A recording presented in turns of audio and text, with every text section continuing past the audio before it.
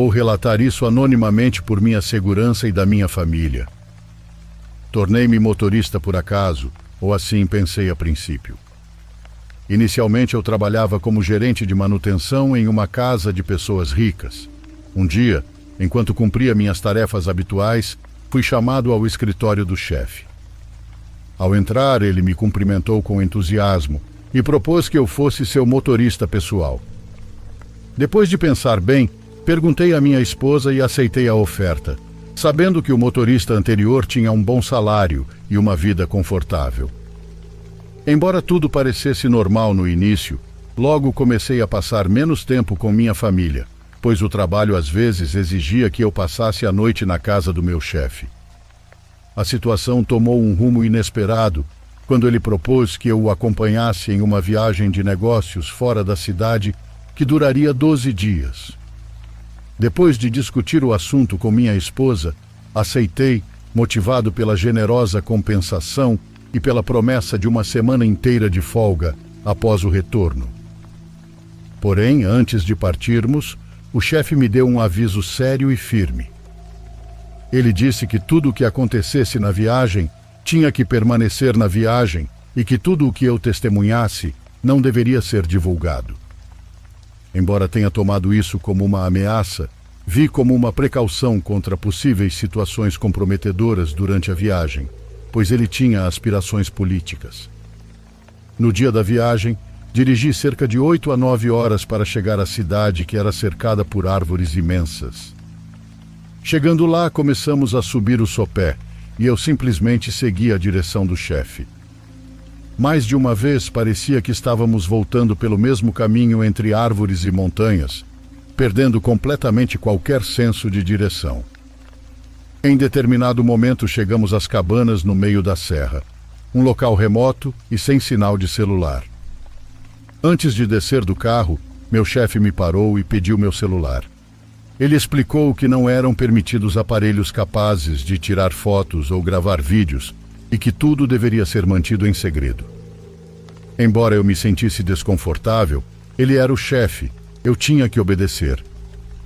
Depois de entregar o telefone, ele sorriu para mim e me disse para não me preocupar e aproveitar a viagem. Ao chegar, descobri que as cabanas estavam divididas em cabana principal, luxuosa e ampla, e cabanas secundárias para motoristas e cozinheiros. Na cabana que me foi designada, dividi quarto com outras 7 pessoas, sem sinal de televisão. Percebi que algumas pessoas não estavam na primeira viagem e estavam acostumadas com essa rotina. Quando ficava entediado, saía da cabana e explorava os arredores. Nisso acabei encontrando um local cheio de cinzas, aparentemente usado para fogueiras, e quando voltei da exploração, o sol já estava se pondo. Disseram-me para ir buscar o meu jantar, e embora não estivesse habituado a comer àquela hora, recebi, mas não comi, deixando o prato ao lado da cama. Era algo que eu poderia comer frio de qualquer maneira, então não importava. Foi mais tarde, quando senti fome, que percebi que não havia utensílios no meu prato. Pretendia ir até a sala de jantar procurar alguns, mas então uma das pessoas que estava lá se levantou, me parou e perguntou para onde eu estava indo. Expliquei que ia à sala de jantar buscar utensílios e ele disse-me que não devia sair porque já era tarde. Ele me ofereceu os que ele tinha, então voltei para a mesa e jantei. Quando todos estavam dormindo, não me senti tão cansado, então saí para dar um passeio, já que estava calor. Ao me aproximar da porta, fui parado pelo mesmo sujeito que perguntou para onde eu estava indo. Eu disse a ele que ia dar uma volta e fumar, mas ele me proibiu de sair novamente, dizendo que era tarde. Seu tom me irritou e decidi abrir a porta, mas ele me parou e me deu alguns conselhos explicando que os chefes não toleram aqueles que bisbilhotam e fofocam. Ele me alertou sobre possíveis problemas sérios e parecia tão convincente que eu simplesmente fechei a porta e fui para a cama, sem ao menos ter sono. Como estava acordado, comecei a ouvir barulhos estranhos vindos da cabana principal. Quase parecia sons de uma igreja. Quando o canto deles ecoou pelo lugar, Um arrepio inevitável percorreu meu corpo. Foi uma sensação horrível.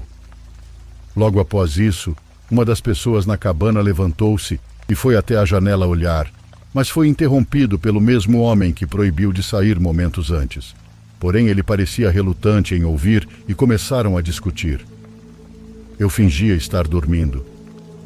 Enquanto a música ecoava pelo lugar, acordei mais tarde enquanto os cozinheiros se preparavam para suas tarefas. Ouvi seus sussurros sobre o que havia acontecido na noite anterior, mencionando aquelas canções estranhas e gritos desconcertantes. Um assentiu e o outro parecia com muito medo de falar mal dos patrões. Ao me levantar para o café da manhã, esperava que alguém mencionasse o que havia acontecido, mas ninguém disse nada. Voltando para a cabana, notei que o homem que me parou e o outro sujeito não estavam mais lá. Resolvi perguntar a uma das pessoas se também tinham ouvido o que aconteceu na noite anterior, e mais tarde, quando saí para o pátio, vi o homem que me alertou voltando da cabana principal. Todo o cenário estava me deixando desconfortável e assustado, mas me senti obrigado a aguentar, pois precisava do trabalho. Para me manter ocupado, decidi ir até um corpo d'água que ficava a cerca de 5 minutos de caminhada atrás do morro. Caminhando até lá de longe, pude avistar a imponente estátua de um homem com cabeça de cabra, chifres enormes e uma mão apontando para cima e a outra para baixo. Foi quando senti alguém agarrar meu ombro. Me virei e era o mesmo cara me avisando que esse era o segundo aviso que ele estava me dando e que não haveria um terceiro, enfatizando que eu deveria cuidar da minha vida para o meu próprio bem. Assustado e gaguejando, expliquei que estava apenas caminhando e fiquei impressionado com a beleza do morro e da cabana. Ele sorriu ironicamente e me disse que sabia exatamente o que eu estava fazendo, porém alertando-me sobre as consequências de me pegar pela terceira vez, olhando ou fazendo coisas que não deveria. Atordoado, abaixei a cabeça e voltei para a cabana. Mais tarde, um dos cozinheiros se aproximou de mim. De repente, perguntou o que eu vi quando fui para o rio, mencionando que o cara estava irritado comigo. Eu, o melhor que pude, inventei uma resposta. Nos dias seguintes, preferi não sair da cabana. Saí apenas para comer. Algumas noites depois, as músicas e os cânticos ressoaram novamente, e dessa vez eu estava com tanto medo que não conseguia dormir. Em algum momento da madrugada, gritos puderam ser ouvidos por todo o lugar. Eram gritos de dor, tanto de alguma pessoa quanto de animais. Eu poderia jurar que eles estavam machucando alguém, embora pudesse ter sido tudo imaginação minha, já que nunca vi nada. Os dias seguintes foram iguais, e a última noite no morro foi a mais perturbadora e doentia. Esse canto tinha um tom mais angustiado, os gritos mais agudos e intensos, e embora eu não conseguisse ver o que estava acontecendo, a atmosfera estava carregada de uma energia perturbadora. O sono tornou-se impossível, e esperei ansiosamente pela manhã para deixar aquele lugar sombrio. Quando finalmente chegou o dia, pude me aproximar da cabana principal para carregar a bagagem do meu patrão. Não sei porquê, mas quando me aproximei, uma sensação desconfortável e de medo tomou conta de mim, mas tive que ajudar o chefe com a bagagem. Ao entrar involuntariamente na cabana principal, olhei para o segundo andar e pude ver a mesma estátua que tinha visto quando fui até o rio, só que desta vez tinha manchas de sangue. Rapidamente carreguei a bagagem e saí. Voltamos ao veículo, entramos e iniciei a viagem de volta à cidade. No meio do caminho, meu chefe perguntou se eu estava bisbilhotando. Com a pergunta fiquei nervoso, e ele me disse que estava ciente da minha curiosidade, acrescentando que estava tudo bem, mas me avisou que se eu revelasse algo visto durante a viagem, não acabaria bem para mim e minha família, que se eu me comportasse, haveria recompensas para mim e minha família. Parecia que ele estava falando com uma criança, ou se preferir, insinuando que me mataria se eu falasse algo. Então, como vocês podem imaginar, eu não disse nada. Um ano se passou e o encontro se repetiu, e na segunda vez eu não fiz nada. No outro ano, o chefe me avisou que não iríamos à reunião naquele ano porque ela não aconteceria, mas alguns dos membros iriam vir à casa dele e eu tinha que levar sua esposa e filhas ao aeroporto, pois elas não poderiam estar presentes quando os convidados chegassem. O patrão também me disse que minha presença não era necessária e que se eu quisesse poderia tirar alguns dias de folga, e aceitei a oferta. Aproveitei a oportunidade para passar bons momentos com minha família. Eu sabia quando os convidados do chefe deveriam sair, então, querendo estar lá caso algo fosse necessário, decidi me apresentar nas primeiras horas da manhã, antes que os convidados saíssem. Ao chegar, vi dentro da propriedade um caminhão de lixo que não era do nosso bairro. Parecia estranho, então cheguei um pouco mais perto para investigar. Estacionei perto do caminhão e saí para conversar com a equipe do lixo para ver o que eles estavam fazendo. Assim que me aproximei, percebi que na parte de trás da casa eles estavam tirando o que pareciam ser corpos embrulhados em sacos pretos e jogando-os no caminhão. Fiquei petrificado com o choque e nisso meu celular tocou. Era meu chefe me dizendo para ir embora e voltar mais tarde. Seu tom era ameaçador e nesse momento pedi proteção para Deus, me perguntando aonde tinha me metido.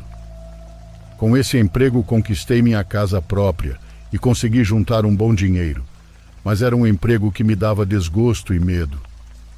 6 meses depois, meu chefe foi morto de forma brutal em seu próprio escritório.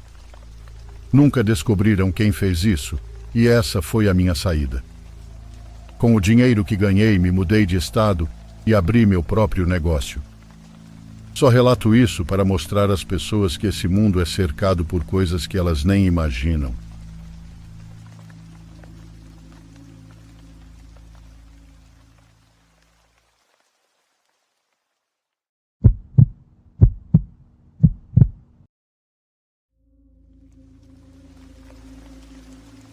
Na doença e na saúde. Esse foi o voto que fiz há 35 anos, quando me casei com meu marido Luther. Era a mais sagrada das promessas do meu diário, e eu a cumpri junto com a outra parte, na riqueza ou na pobreza. Eu era a esposa perfeita, pensei. Não só dei ao meu marido os 3 filhos que ele queria, e jantei na mesa à mesma hora todos os dias rodeada por uma casa impecável, como também o apoiei em tudo o que fez. E não falo metaforicamente. Quando nos casamos, Luther tinha um bom emprego. Então construímos uma casa juntos e formamos nossa família. Mas ele foi demitido durante minha 3ª gravidez e não conseguiu encontrar nada próximo ao seu bom salário. Acabei aceitando empregos temporários, apesar de estar no 3º trimestre e tendo 2 filhos pequenos em casa. Eu estava muito orgulhosa de mim mesma por ainda manter uma casa impecável, ter crianças limpas e bem alimentadas, bem como comida feita em casa todos os dias quando Luther voltava da procura de um novo emprego. Meu 3º filho tinha cerca de 6 meses quando Luther finalmente conseguiu algo permanente. Então tive que trabalhar muito na época anterior a isso. O bom é que morávamos perto do irmão dele, e ele e sua esposa ajudaram para que eu pudesse ir para o meu trabalho temporário. Mas não podíamos contar com eles com frequência. Parecia errado para mim. Eu deveria cuidar dos meus filhos como esposa, e nós 2 suspiramos de alívio quando Luther conseguiu um novo emprego, e eu parei de trabalhar para me concentrar nas tarefas de dona de casa mais uma vez. Desde então, durante muitos anos, pensei que éramos o principal exemplo de como o casamento deveria ser. Nossos filhos se transformaram em adultos e formaram suas próprias famílias. Luther e eu nos tornamos ninhos vazios. Até que fui diagnosticada com câncer de mama. A mudança foi quase imediata na consulta médica. Luther ficou rígido e pensei que ele estava com medo do que poderia acontecer. Sua postura ainda era reservada, mesmo quando o médico nos disse que eles haviam descoberto cedo e que era altamente tratável. Eu precisava de apoio, pois me sentia sozinha em casa. Descobrir que estava doente provavelmente me afetou mais do que qualquer outra coisa. Em termos de tratamento, Os médicos queriam ver como eu reagiria à quimioterapia antes de recomendarem a cirurgia. Fazer uma mastectomia era tão assustador para mim. Decidi não contar aos meus filhos por um tempo. De qualquer forma, eles não moravam perto e não queria os preocupar. Senti que meu marido era um apoio mais que suficiente. Era melhor esconder as coisas de todos até me recuperar. As más notícias sempre deveriam vir acompanhadas de boas notícias. Luther foi a minha primeira consulta e não parecia preocupado. Acreditei que ele havia aceitado a situação e estava pronto para ficar ao meu lado, mas ele evitou as 2 seguintes. Na terceira consulta, outra pessoa em tratamento na clínica me contou uma coisa estranha. Entrei na internet e pesquisei essa informação. Muitas mulheres nos fóruns disseram a mesma coisa e eu não conseguia acreditar, mas minha intuição me dizia que era verdade. Supostamente era muito provável que os maridos abandonassem as esposas após o diagnóstico de câncer. Eu queria negar, Luther nunca faria isso. Mas quando ele faltou a outros compromissos e mal conseguia olhar para mim depois das minhas crises de vômito em casa, eu simplesmente soube. Não demorou muito para que Luther me deixasse apenas um pequeno bilhete dizendo que não poderia mais fazer isso porque não havia se sujeitado àquilo.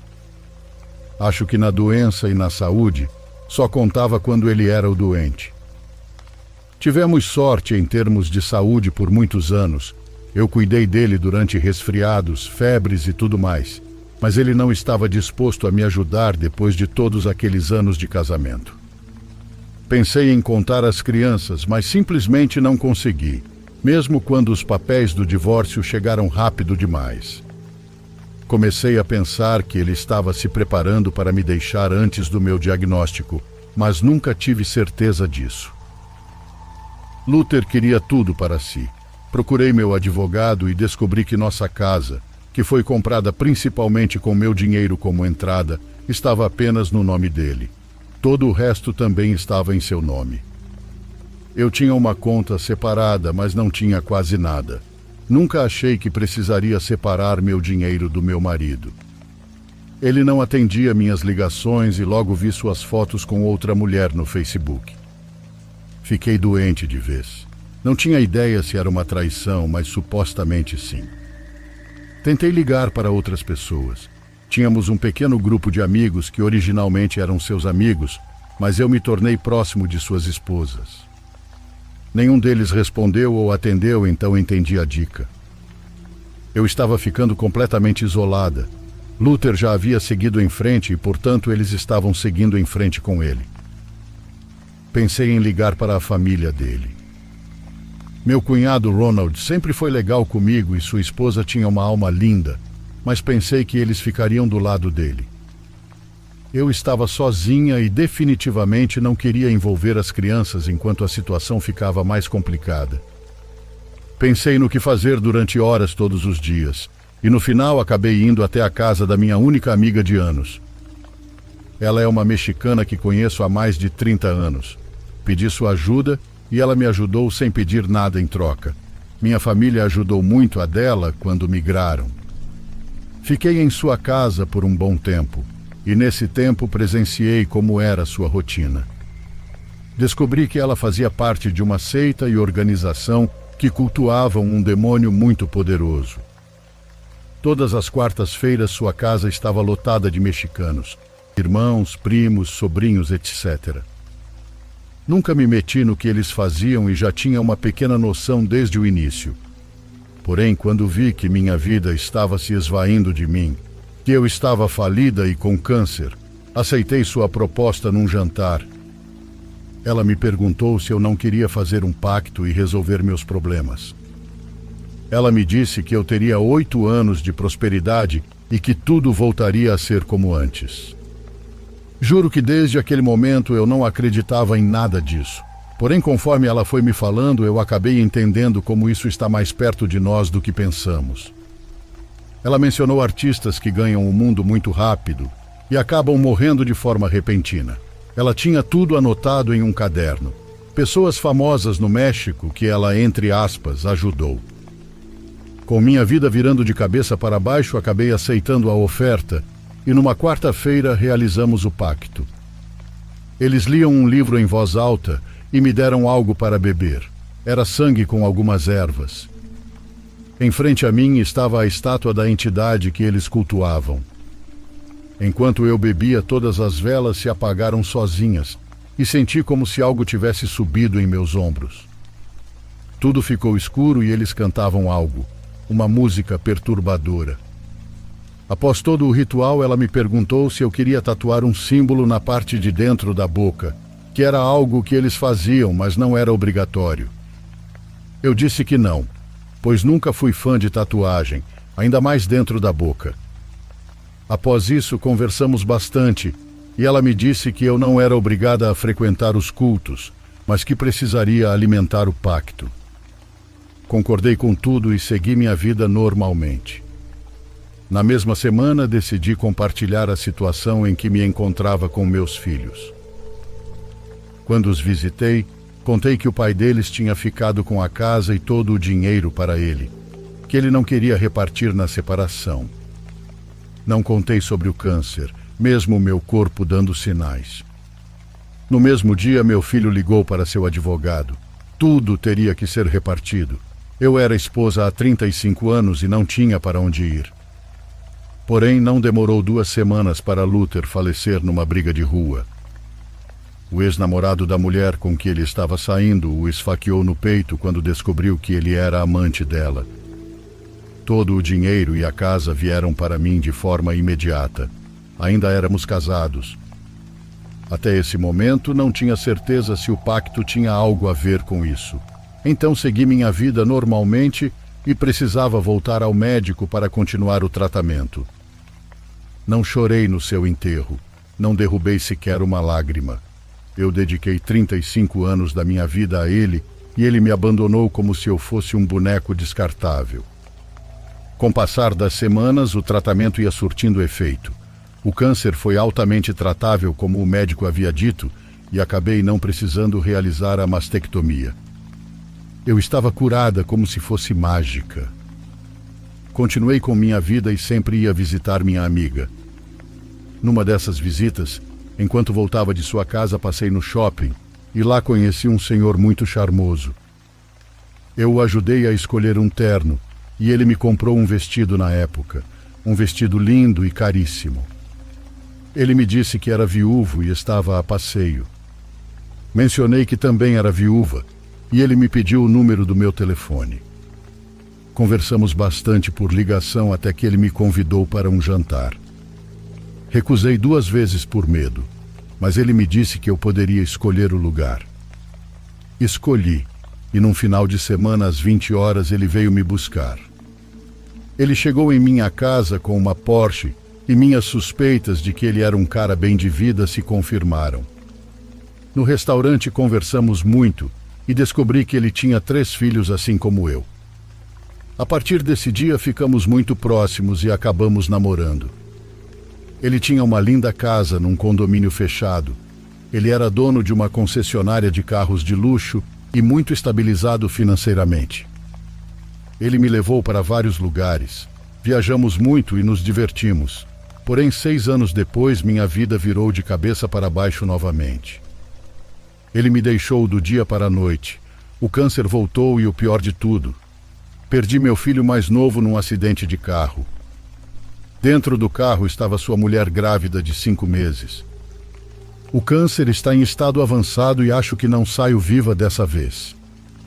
Minha amiga faleceu em 2014 e não fui até sua casa desde então. Porém, sei que eles se reúnem lá ainda. Já o pacto, sei que realmente funcionou, pois minha vida tomou rumos que não iriam tomar por acaso. A pergunta é: vou para o inferno por isso? Todos dizem que sim, e na verdade não estou ligando muito para isso. Só desejo que tudo acabe, pois o câncer está acabando comigo dia após dia.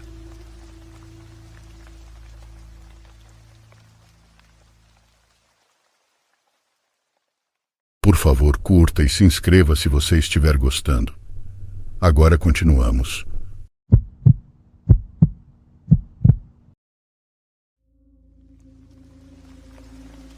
Há alguns anos, minha família tomou a decisão de me internar em um centro de reabilitação devido a problemas com álcool e outras substâncias.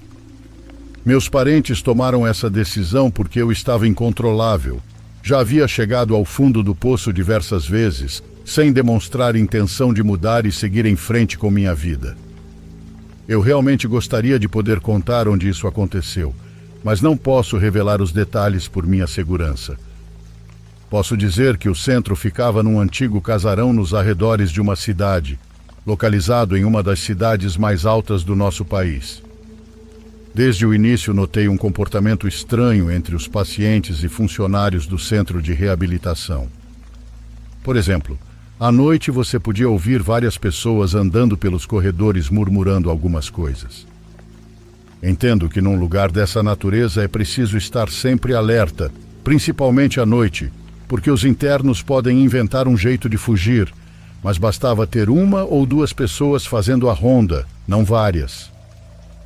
Além disso, uma vez por mês, ouviam-se ruídos muito estranhos vindos de uma área fora do centro, a qual nenhum preso tinha acesso. Esses ruídos duravam cerca de 1h30. No início foi extremamente difícil para mim identificar e diferenciar os sons, porque estavam muito distantes, mas era como se fosse uma mistura de canto, música, e dava até para ouvir gritos abafados. Tipo como se a boca de alguém estivesse coberta enquanto gritava. Obviamente, nas primeiras vezes que notei coisas estranhas, perguntei ao pessoal do centro, mas eles sempre me davam respostas ambíguas ou simplesmente não respondiam, por isso parei de perguntar. Outra coisa estranha é que os internos com casos mais graves, ou seja, aqueles cujos vícios eram tão fortes que acabavam no centro para evitar a prisão, quase não tinham família. Os que tinham não podiam voltar para suas famílias mesmo que fossem declarados limpos. Também notei que eles tinham uma espécie de cicatriz no pulso esquerdo. Parecia uma marca feita por uma lâmina de barbear em forma de pequeno triângulo com um ponto no meio. O fato de ter alguns problemas com o vício não me impediu de pensar com clareza. Era muito improvável que todos eles se conhecessem antes de entrar e que por algum motivo tivessem feito essa marca em si mesmos.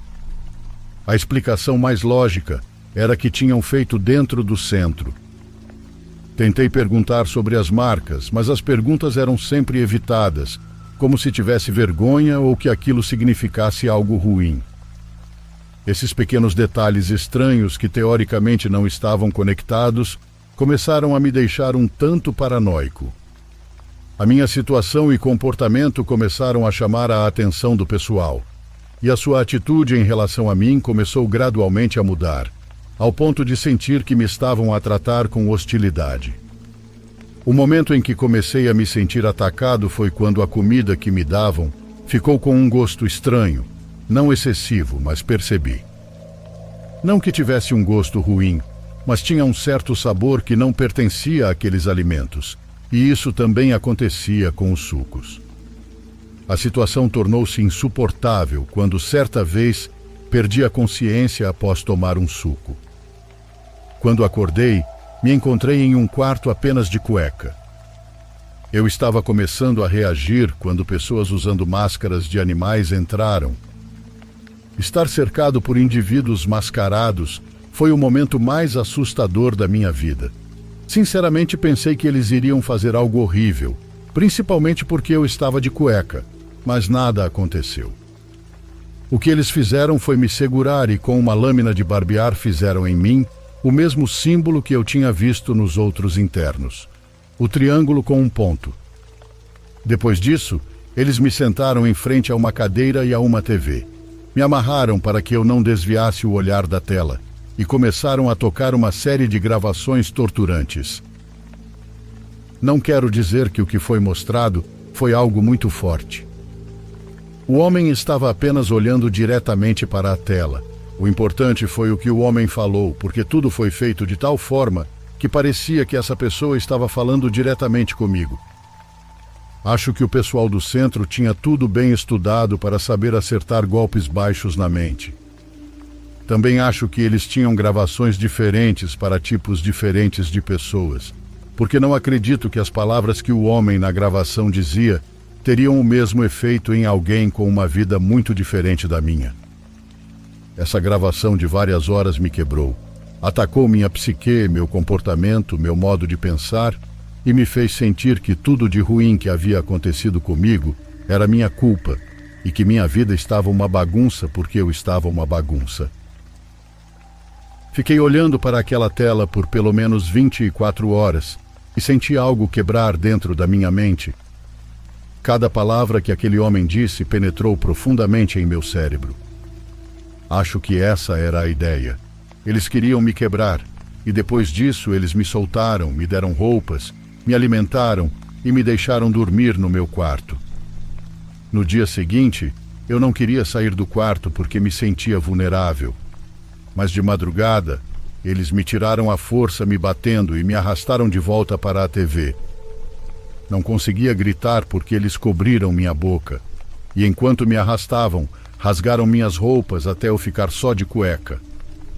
Eles me amarraram na mesma cadeira e reproduziram todas as gravações, porém dessa vez a sala estava absolutamente gelada, era um frio horrível. Acredito que essa rotina se manteve por 6 semanas ou mais. Não me lembro muito do que aconteceu porque eles estavam me destruindo de dentro para fora. A única razão pela qual sei que foram pelo menos 6 semanas foi porque cada vez que me levavam de volta para o meu quarto, depois de ter sido amarrado àquela cadeira, eu fazia uma marca na parede para contar as vezes que me levavam. No total que marquei, eles me levaram 41 vezes. Durante aquele 1 mês e meio, presenciei muitas coisas das quais fui lembrando depois que aconteceu algo. Houve um incêndio na cozinha. As chamas se espalharam rapidamente, devorando as instalações. É claro que tanto eu como muitos dos presos sabíamos que esta era a oportunidade perfeita para escapar daquele inferno. Em vez de tentar controlar o fogo e ajudar os outros a sair, vários de nós passamos pela passagem de incêndio para sair de lá. Como a maior parte do pessoal saía pela frente, escapamos pelos fundos. Assim, quando saímos do centro, não nos dirigimos para a estrada, mas para a montanha. Claro, o mais lógico teria sido, já que estávamos do lado de fora, simplesmente dar a volta no prédio e correr em direção à estrada. Mas nenhum de nós estava pensando com clareza naquele momento. Então corremos e penetramos profundamente na montanha. A montanha nos levou a uma colina. Em todo esse caos, nos separamos. Não sei o que aconteceu com os outros, mas me escondi numa vala que encontrei no caminho porque não queria subir o morro. Fiquei ali escondido na vala até o sol se pôr, e ao anoitecer caminhei até o outro lado da montanha e felizmente encontrei a estrada. Fiquei na beira da estrada até fazer sinal para um carro e um casal parar e oferecer ajuda. Eles não fizeram perguntas, certamente sabiam o que tinha acontecido com o lugar. Pedi-lhes que me levassem para a casa da minha família, que não era tão longe, e eles fizeram.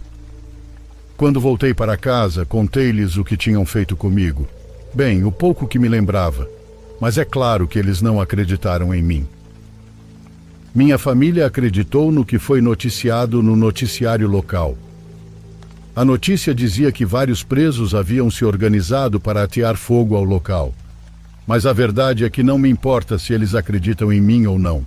A única coisa importante é que o local foi completamente destruído. E, portanto, não precisei mais voltar. O pesadelo não terminou aí, porque com o passar dos dias comecei a me lembrar de algumas coisas que aconteceram durante as semanas em que fui submetido à lavagem cerebral. As memórias que tenho e as cenas não têm muito contexto, são apenas fragmentos. Para se ter uma ideia, imagine que você está assistindo ao trailer de um filme que tem muitas sequências desconexas, que não estavam necessariamente em ordem ou contexto, mas ainda consegui reconstruir parte do que aconteceu. O que posso garantir é que o centro de reabilitação era apenas uma fachada para um culto. Como você pode imaginar, houve certos tipos de sacrifícios. Mas os membros do culto nunca sujaram as mãos com sangue. Eles precisavam de bodes expiatórios para fazer o trabalho por eles. É aí que o símbolo do triângulo com um ponto no centro se torna relevante. Dentro do culto, esse símbolo significa algo como permissão para corromper as leis da natureza, significando que aqueles que têm o símbolo marcado na pele podem matar. O que eles faziam era escolher as pessoas assim como me escolheram. Quebraram nossas mentes, nos deixando tão prejudicados ao ponto de nos manipular sem que questionássemos. Agora entendo por que aqueles que tinham a marca se recusavam a falar sobre isso. Eles devem ter suportado coisas horríveis sem poder fazer nada. Lembro-me de algumas coisas que aquelas pessoas me forçaram a fazer. Arranquei dentes de mais de uma pessoa sem anestesia. Removi unhas à força, quebrei braços e outras coisas que prefiro não mencionar. A pessoa a quem fiz isso não morria durante o processo, porque nessas sessões da seita havia um médico encarregado de mantê-los vivos, para que pudessem ter um show maior. Acho que todas as vítimas eram pessoas sequestradas ou sem abrigo, pessoas que eram profissionais do sexo, órfãos, não sei. A parte importante é que fiz coisas terríveis com eles, e tinham pessoas assistindo de algum lugar. E sei que mesmo não tendo a intenção de fazer isso, mesmo tendo sido forçado, sei que fiz isso e que Deus vai me punir. Porque toda vez que tenho um pesadelo, me vejo no inferno, sendo torturado da mesma forma.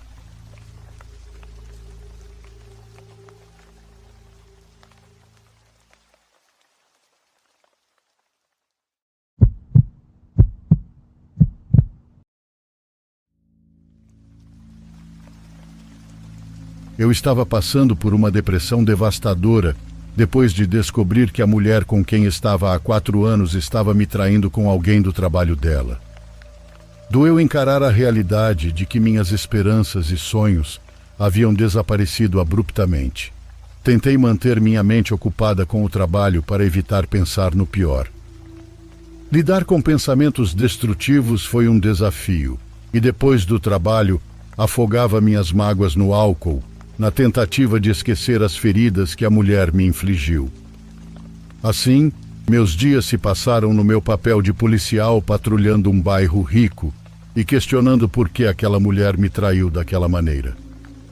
Ao saber da minha situação, meus colegas tentaram me animar e ocasionalmente me apresentaram a algumas de suas amigas. Porém, na época, eu não tinha vontade de conhecer mais ninguém. Me senti humilhado e sem vontade de viver. Certa noite, meu parceiro de patrulha e eu paramos para jantar perto de uma loja de conveniência.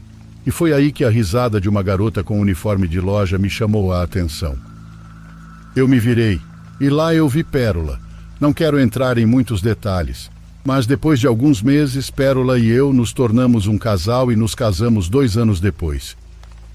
Sempre pedi para ela largar o emprego, mas ela nunca gostou da ideia. Ela continuou trabalhando na mesma loja perto do restaurante onde eu costumava jantar com meu companheiro de trabalho. Pérola me enviava diariamente 2 mensagens quando saía de casa para trabalhar, e uma mensagem no final de seu expediente para ir buscá-la. Uma tarde, a mensagem de que ela havia chegado ao trabalho nunca chegou, o que me deixou ansioso e nervoso. Meu parceiro tentou me acalmar, sugerindo que ela simplesmente esqueceu ou talvez seu telefone estivesse sem bateria. Quando tive oportunidade durante a patrulha, desviei-me do nosso trajeto para ir à loja. Se ela estivesse na loja, eu ficaria feliz e seguiria meu caminho para o trabalho. Mas se fosse esse o caso, eu não estaria compartilhando essa história com você agora. Quando cheguei, fui informado que ela não tinha vindo trabalhar naquele dia. Foi então que meu coração afundou no estômago. Liguei para os pais dela. Eles não sabiam de nada. Não pude continuar com meu turno. Fui até a casa dos pais dela e de lá comecei a ligar para nossos amigos em comum e policiais de folga para me ajudar a iniciar uma busca. Informei meu chefe, mas sabia perfeitamente que eles não poderiam priorizar minha situação. A questão era que minha cidade passava por uma guerra política exagerada e qualquer coisa era motivo para brigas. Não sei como funciona em outros países, mas apresentei o relatório e tivemos que esperar pelo menos 8 horas para receber o apoio oficial dos meus colegas do departamento. Foi durante essas 8 horas que meus colegas que estavam de folga ou afastados de suas tarefas me ajudaram a procurar pérola. Conversamos com os vizinhos, visitamos hospitais da nossa cidade e arredores, mas ninguém sabia de nada. Passadas as 8 horas, foram iniciadas oficialmente as buscas com ligações para delegacias de outras cidades. Eu sabia a cada minuto que algo estava terrivelmente errado, e minha ansiedade e desespero estavam apenas se intensificando. Nas primeiras 24 horas, confirmamos que ela não estava em nenhum hospital das 4 cidades mais próximas, nem em nenhum necrotério. Pouco tempo depois, chegou uma ligação para a casa dos pais de Pérola. A pessoa que ligou disse ter visto uma jovem com feições semelhantes à Pérola sendo levada. Eles estavam andando quando um veículo bloqueou seu caminho. 2 homens desceram, agarraram-na pelo pescoço e jogaram dentro do carro. A pessoa disse que era um SUV cinza com 2 portas e um porta-malas grande. A última coisa que ele disse antes de desligar foi a direção que o SUV tomou. Ele mencionou que era uma rua que liga à rodovia que leva à zona leste da cidade, que é menos urbanizada, sabe? Ruas não pavimentadas, menos semáforos, um lugar bem isolado e largado por Deus. Diferentemente do que você imagina, não era um lugar conhecido por sua presença criminosa, por isso achei estranho. Essa ligação ocorreu por volta da 1h da manhã, com os pais de Pérola me ligando imediatamente. Como já era tarde e eu não queria incomodar meu chefe, o que fiz foi avisar meus colegas que eu sabia que me apoiariam. Então nós 6 concordamos em nos encontrar em uma loja de conveniência perto da rodovia e fomos em caravana até o bairro. Obviamente não nos nossos carros de patrulha, mas nos nossos veículos pessoais. Tínhamos acabado de entrar em um desses bairros quando um SUV cinza com 2 portas e um grande porta-malas passou por nós muito rapidamente. Dada a sua velocidade e hora da noite, decidimos segui-lo. Não chegamos muito perto, simplesmente aceleramos o suficiente para acompanhar as luzes traseiras à vista, mantendo uma distância de cerca de 200 metros. Quando percebemos que o veículo começou a desacelerar, mantivemos a velocidade e o ultrapassamos intencionalmente. Se o SUV estava desacelerando, era porque estava prestes a fazer uma curva, o que não levava a nenhum bairro, mas uma estrada de terra cortando uma área de terreno não urbanizado. Quando voltamos para trás, o SUV já havia avançado na estrada de terra, mas não estávamos preocupados com isso. Deixamos 5 carros no meio do caminho, e nós 6 entramos em um único veículo e seguimos pela estrada de terra com os faróis apagados. Nos primeiros metros, tivemos que acelerar um pouco para alcançá-lo sem chegar muito perto, apenas mantendo as luzes traseiras à vista.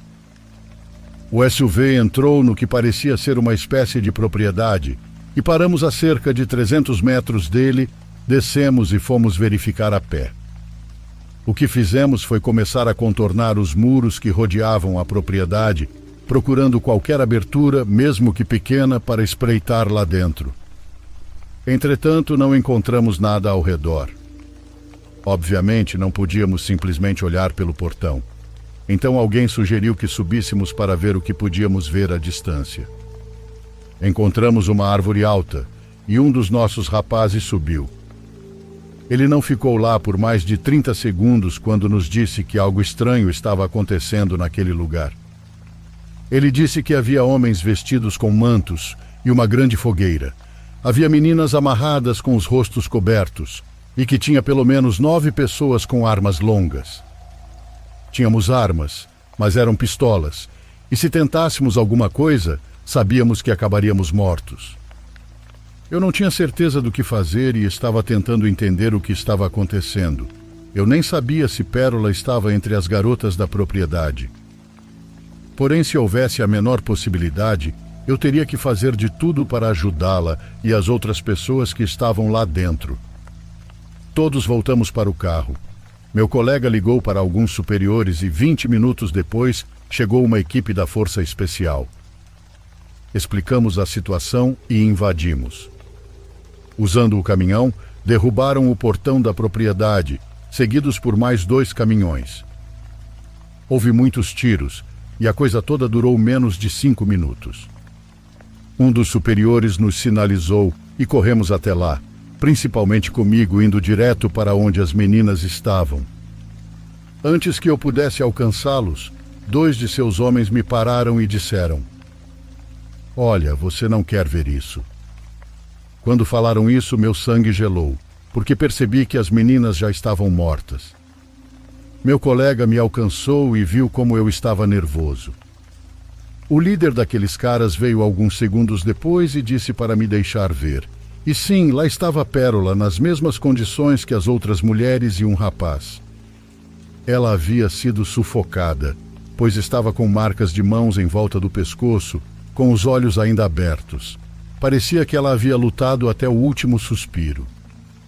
Todas as mulheres tinham marcas de queimaduras horríveis nos pés. Aparentemente, elas foram obrigadas a andar sobre algo quente. Passei mal com o choque. Fiquei arrasado e caí no chão chorando. Enquanto eu estava lá, debaixo de um carro na propriedade, tiraram um homem que estava escondido. Estavam prestes a atirar nele quando ele recebeu ordem de vir e foi solicitado a revelar o que diabos estava acontecendo ali. Ele nunca usou a palavra culto, seita ou qualquer coisa do tipo. Ele apenas disse que havia um grupo de pessoas reunidas para realizar missas em honra ao seu Deus. Independentemente da sua negação, é óbvio que era um culto. O homem continuou falando, mencionando que a propriedade era usada não apenas para aquele fim, mas para outras atividades que não posso detalhar aqui. Ele revelou que não eram só eles, e que eles tinham aliados em altos cargos. Não tenho certeza do que ele quis dizer com isso, mas parecia que ele estava insinuando que eles estavam ligados a pessoas influentes. Eu estava consumido pela raiva. Eu queria tirar a vida dele, mas eu tive que me conter. Honestamente, estou muito grato porque, embora não tenha conseguido salvar Pérola, consegui pelo menos recuperar seu corpo e dar-lhe um enterro adequado. Já se passaram alguns anos e ainda estou sozinho. Acho que é melhor assim. As 2 mulheres que amei em minha vida se foram, ambas de forma dolorosa. Atualmente estou tentando adotar uma criança e espero que ela possa me dar alguma alegria.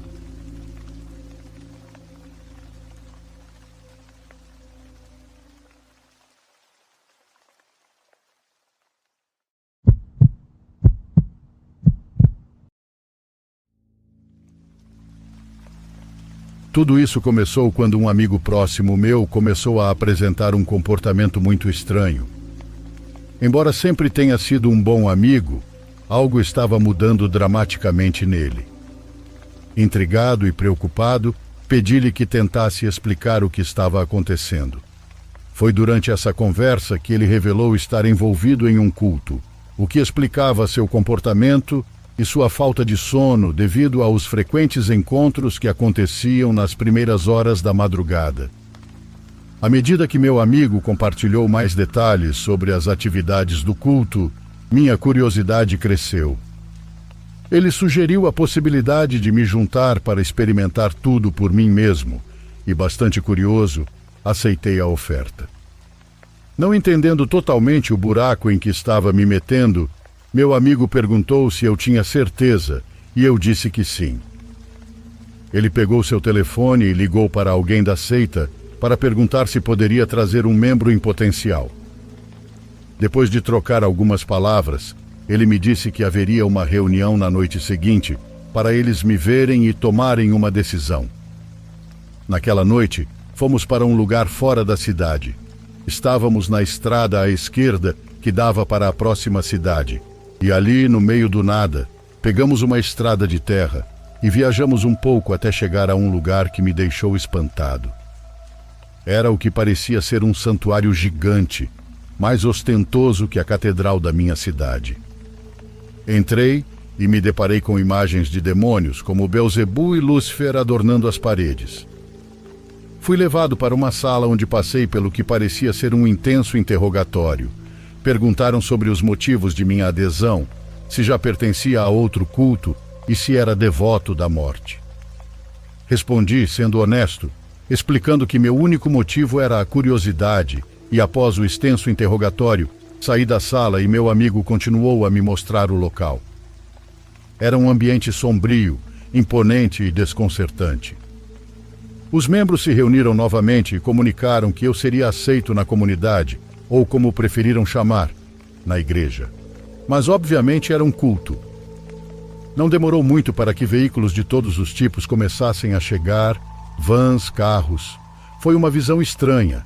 Eu esperava ver pessoas com capuzes pretos e cenas dignas de filme, mas não foi nada disso. Eram apenas pessoas normais que vinham participar do evento. Jantamos e, no final, meu amigo me levou de volta para casa e me disse que haveria outra reunião em 2 dias. Ao longo dos meses, meu amigo me explicou sobre a estrutura e atividades internas. Descobri que havia diferentes categorias e que as práticas eram divididas por etapas. Ao longo dos anos que frequentei aquele local, presenciei e vivi experiências que considero perturbadoras para muitos. Para não me arrastar muito, começarei com rituais que podemos considerar leves, como sacrifícios de animais. Não vou entrar em detalhes específicos, pois foram bastante estranhos. Houve sacrifícios de galinhas, cabras e outros animais como parte das atividades que realizávamos. Uma das perguntas que me fiz dentro da seita foi o motivo de tais sacrifícios, ao que fui informado que cada entidade tinha sua forma de culto. Alguns exigiam sacrifícios, outros apenas exigiam sangue, e alguns outros aceitavam ofertas mais comuns, como dinheiro. Por exemplo, havia uma figura de Santa Morte, associada à abundância e à ausência do mal, onde as pessoas geralmente deixavam dinheiro como oferenda. E com o passar dos anos fui subindo gradualmente de nível. A cada ano aprendi novas práticas e rituais. O culto tinha valores que de fato diferiam de muitos mandamentos das igrejas mais convencionais. Ao longo da minha jornada conheci mestres que, diferentemente dos líderes, tinham a tarefa de ensinar e orientar.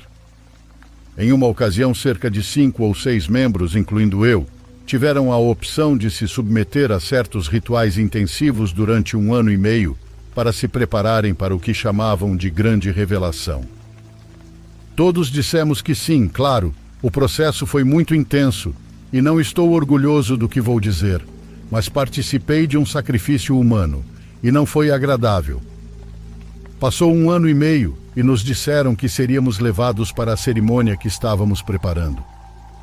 Fomos até a parte mais distante do templo, onde eu nunca havia estado. Ao entrar, encontramos um quarto. Havia uma espécie de alçapão no chão, que levava a uma escada que nos levava até uma caverna.